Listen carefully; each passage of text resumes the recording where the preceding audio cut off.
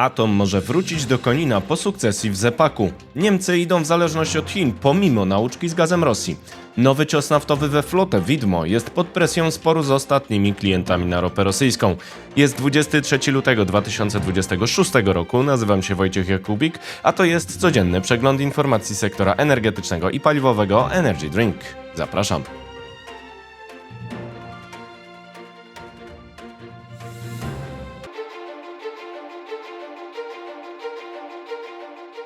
Partnerem kanału Energy Drink jest Orlen. Zaczynamy jak zawsze od informacji dnia. Ostatni klienci bronią ropy Rosji przed decydującym ciosem we flotę widmo. Spór o dostawy ropy z Rosji na Słowację i Węgry zagraża przyjęciu nowego pakietu sankcji unijnych. Ma być decydującym uderzeniem we flotę widmo, które pogłębiłoby implozję naftową budżetu Kremla. Cios naftowy czeka na decyzję. Ministrowie spraw zagranicznych Unii Europejskiej mają przyjąć 20. pakiet sankcji wobec Rosji na spotkaniu zaplanowanym na 23 lutego. Plan jest jednak zagrożony przez opór Słowacji i Węgier, które oczekują wznowienia dostaw ropy z Rosji przez Ukrainę w zamian za zgodę. Termin jest istotny ze względu na wizytę Komisji Europejskiej oraz liderów krajów unijnych w Kijowie zaplanowaną na 24 lutego, kiedy wypada 4. rocznica inwazji Rosji na Ukrainę. To wtedy mają zostać ogłoszone nowe sankcje. Nowy pakiet zawiera m.in. zakaz usług morskich, wykluczający możliwość współpracy tankowców z rosyjskiej floty widmo z armatorami europejskimi. Malta, Cypr i Grecja oczekiwały koordynacji polityki z G7, aby ich firmy nie utraciły konkurencyjności na tym ruchu. Według EU Observer jest możliwe porozumienie w tej sprawie. Spór o przyjaźń hamuje rozmowy. Na przeszkodzie stoi jeszcze opór Słowacji i Węgier. Dostawy ropy rosyjskiej przez ropociąg Przyjaźń na Ukrainie do tych krajów zostały zatrzymane 27 stycznia wskutek ataku rosyjskiego. Od tego czasu dostawy nie zostały przywrócone. Ukraina tłumaczy się problemami technicznymi, ale Budapeszt i Bratysława oskarżają ją o, cytuję, szantaż energetyczny, mający wymusić koncesję w sprawie akcesji unijnej Ukraińców. Przed tymi zdarzeniami na Słowacji i Węgrzech pojawił się sekretarz stanu USA Marco Rubio. Nie skrytykował zależności tych krajów od ropy rosyjskiej i nie odniósł się do sporu z Ukrainą. Przerwa dostaw ropy z Rosji nie zagraża bezpieczeństwu dostaw ze względu na obowiązkowe zapasy tego surowca oraz paliw zbieranych w tych krajach według wytycznych Międzynarodowej Agencji Energii. Ponadto Węgrzy zamówili już dostawy ropy z kilku kierunków, w tym z Rosji, w naftoporcie w Chorwacji. Zagrzeb utrzymuje, że sankcje unijne wykluczają dostawy rosyjskie tym szlakiem. Będzie to wyzwanie dla Komisji pragnącej jednocześnie zaostrzać sankcje z pomocą Węgier i pilnować ich przestrzegania poprzez blokadę ropy z Rosji. Wyłączenie spod sankcji unijnych dotyczy tylko południowej nitki przyjaźni. Jeżeli w poniedziałek prezydent Ukrainy nie wznowi dostaw ropy naftowej na Słowację, tego samego dnia zwrócę się do odpowiednich słowackich firm z prośbą o wstrzymanie awaryjnych dostaw energii elektrycznej na Dniepr, napisał premier Słowacji Robert Fico na platformie X. Komisja Europejska zwołała już spotkanie kryzysowe w sprawie przerwanych dostaw diesla ze Słowacji i Węgier na Ukrainę, wprowadzonej w odpowiedzi na problemy z przyjaźnią. Zatrzymanie dostaw energii będzie jednak trudniejsze dla Budapesztu oraz Bratysławy. Komisja Europejska zwołała już posiedzenie kryzysowe w sprawie przerwy dostaw diesla ze Słowacji i Węgier na Ukrainę, ale przerwa dostaw energii elektrycznej z tych krajów na Dniepr będzie nieco trudniejsza. Eksport energii elektrycznej z Unii na Ukrainę jest regulowany ustaleniami Stowarzyszenia Operatorów ENTSO-E, a limit wynosi obecnie 2450 MW. Dostawy docierają przez Polskę, Rumunię, Słowację oraz Węgry. Eksport energii na Ukrainę wzrósł w styczniu 2026 roku o 40% miesiąc do miesiąca do 894 GWh ze względu na liczne ataki Rosji na energetykę ukraińską, niszczące m.in. moce wytwórcze oraz linie przesyłowe. Węgry odpowiadały za 45% dostaw w tym okresie. Zmiana warunków wymagałaby koordynacji w ENTSO-E, choć Słowacy albo Węgrzy mogą użyć pretekstu technicznego do zatrzymania przesyłu. Jednakże wówczas istnieje możliwość udostępnienia większej ilości energii za pośrednictwem pozostałych krajów. To nie pierwsza taka groźba krajów prorosyjskich w Europie. Podobne były formułowane w grudniu 2024 roku. Istnieje ponadto pomysł polski, o którym informował podcast Energy Drink, rozwoju dostaw z elektrowni węglowych zwolnionych z opłat za emisję CO2. To sposób na zwiększenie rentowności polskich elektrowni i dostępności energii na Ukrainie. Pomimo sugestii Warszawy nie został on dotąd wdrożony. Wobec pojawiających się spekulacji w sieci o darmowych dostawach z Polski oraz Rumunii należy podkreślić, że mają one charakter handlowy i są świadczone za opłatą. Jednakże zależność Słowacji oraz Węgier od ropy rosyjskiej, która w przypadku tego drugiego kraju nie przekłada się na niższe ceny paliw, po raz kolejny przynosi rezultat w polityce zagranicznej po myśli Rosji.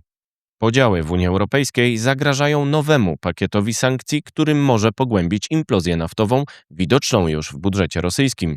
Przychody Rosji ze sprzedaży ropy i gazu mają spaść w 2026 roku w styczniu prawie o połowę rok do roku do 410 miliardów rubli przez wzmocnienie rubla oraz spadek cen ropy. Przychody z tego tytułu w 2025 roku spadły o 24% do 8,48 biliona rubli, czyli najniżej od 2020 roku. Sankcje działają, poważnie szkodzą rosyjskiej gospodarce, a każdy nowy środek jeszcze bardziej ogranicza jej możliwości prowadzenia wojny, powiedziała Kaja Kallas, wysoka przedstawiciel do spraw polityki zagranicznej i bezpieczeństwa Unii Europejskiej. Moskwa nie jest niezwyciężona, jej armia ponosi rekordowe straty, a gospodarka jest pod ogromną presją. Jednakże Putin nie zakończy tej wojny, dopóki koszty nie przewyższą korzyści. I to jest punkt, do którego musimy dojść, dodała. Rządy Węgier i Słowacji nie tylko grają na korzyść agresora, ale także szkodzą własnym firmom energetycznym, które dostarczają surowce na zasadach komercyjnych, oceniło Ministerstwo Spraw Zagranicznych Ukrainy. Rozmowy o nowym pakiecie sankcji wobec Rosji będą zatem testem spójności polityki europejskiej na rzecz ograniczania wpływów rosyjskich, które utrzymują się m.in. dzięki zależności jej ostatnich klientów na ropę. Najważniejsze rozstrzygnięcia będą dotyczyć reakcji Komisji na plany dostaw ropy rosyjskiej przez naftoport w Chorwacji, dostępności alternatywnych źródeł energii w razie przerwy dostaw ze Słowacji oraz Węgier, a także warunków uzyskania jednomyślności w sprawie nowego pakietu sankcji unijnych, które mogą uwzględniać ustępstwa wobec klientów Rosji. Zależy od nich to, czy na Rosjan spadnie decydujący cios we flotę widmą w 4. rocznicę inwazji na Ukrainie. Czas na pozostałe wieści, na początek z Polski. Rozmowy za Atlantykiem. Polska weźmie udział w Transatlantic Gas Security Summit w Waszyngtonie. Tematami będą m.in. dostawy gazu oraz współpraca jądrowa ze Słowacją. Trwają negocjacje dotyczące pływającego terminalu LNG w Gdańsku. Więcej gazu. Orlen planuje, by w 2026 roku dostawy gazu ziemnego na Ukrainę sięgnęły 1 miliarda metrów sześciennych. Mówił o tym wiceprezes do spraw finansowych Sławomir Jędrzejczyk w podsumowaniu roku. Trwają negocjacje kontraktu długoterminowego z Naftogazem, ale zależą od losów wojny. Pieniądze na atom. Bank Gospodarstwa Krajowego deklaruje gotowość do zaangażowania w projekt elektrowni jądrowej na Pomorzu kwotą 12 miliardów złotych. Mówił o tym członek zarządu Jakub Jaworowski w WNP. Koszt elektrowni jest szacowany na około 200 miliardów złotych. Powrót do Konina. Według Bloomberga spadkobiercy Zygmunta Solorz-Żaka w spółce ZE-PAK rozważają powrót do koncepcji budowy elektrowni jądrowej w Koninie. Mają kontrolę nad potencjalną lokalizacją, która jest jedną z 2 preferowanych w programie rządowym. Teraz wieści z Europy. Recydywa Nord Stream 2. Według Berliner Zeitung administracja USA ma rozmawiać z Rosją o ewentualnym wznowieniu gazociągu Nord Stream 2 do Niemiec. To kolejny sygnał o zainteresowaniu podmiotów z USA przejęciem udziału w tym projekcie. Z jednej zależności w drugą. Kanclerz Niemiec odwiedzi Pekin w dniach 24-27 lutego. Berlin chce resetu w obliczu pogorszenia relacji z Waszyngtonem. Chińczycy podkreślają rosnące znaczenie współzależności gospodarczej, szczególnie w obszarze transformacji energetycznej. Może ona przypominać zależność od gazu z Rosji z przeszłości. Manewry budżetowe. Francuski EDF rozważa sprzedaż całości lub części inwestycji OZE w USA w ramach programu oszczędnościowego. Mimo to podnosi budżet projektu elektrowni jądrowej Hinkley Point C do 35 miliardów funtów i opóźnia start do 2030 roku. Kontrowersyjna obniżka. Włosi przyjęli przepisy pozwalające usunąć koszt emisji CO2 z rachunku za energię elektryczną. Ruszyła wyprzedaż kontraktów terminowych. To sposób na obniżkę rachunków, ale w konsekwencji także wzrost eksportu energii. Więcej na ten temat na stronie energydrink.today. Jeszcze wieści ze świata. Bezpańska ropa. Na morzu znajduje się według Kepler cytowanego w Wall Street Journal nawet 300 milionów baryłek ropy objętej sankcjami, która dryfuje w tankowcach floty widmo nie mogących znaleźć klienta przez restrykcje obejmujące dostawy z Iranu i Rosji. Siatka zdemaskowana. Financial Times ustalił, że usterka serwera mailowego pozwoliła zidentyfikować co najmniej 48 firm szmuglujących ropę rosyjskiego Rosnieftu wartą $90 miliardów. Te ustalenia pozwolą poszerzyć sankcje zachodnie w celu usunięcia luk. Szczyt w Tokio. Japonia ma być gospodarzem marcowego szczytu energetycznego organizowanego we współpracy z USA i udziałem kilkunastu państw z Azji. Celem jest m.in. zmniejszenie zależności od Chin, które dominują w surowcach i komponentach energetyki odnawialnej. W zaleceniach do 15. planu pięcioletniego Chin znalazły się zapisy o uczynieniu z państwa środka potęgi energetycznej. Konflikt odroczony. Iran wyraził gotowość do ustępstw w sprawie programu jądrowego. Kolejne rozmowy z USA mogą się odbyć 26 lutego.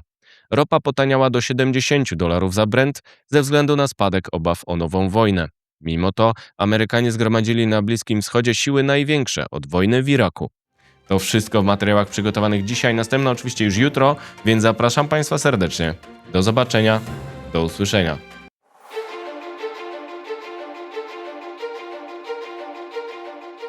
Partnerem kanału Energy Drink jest Orlen.